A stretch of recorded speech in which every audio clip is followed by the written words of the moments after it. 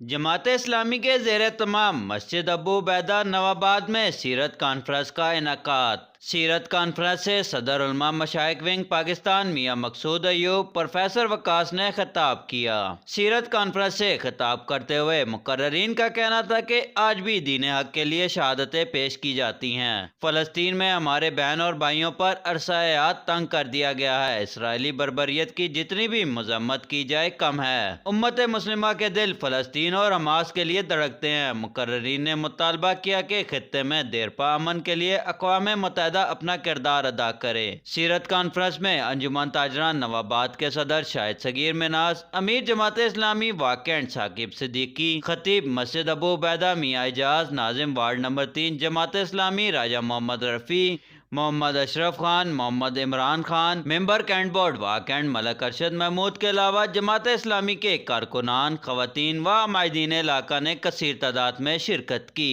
Syed Umar Ali, Navai Taxila, Islamabad.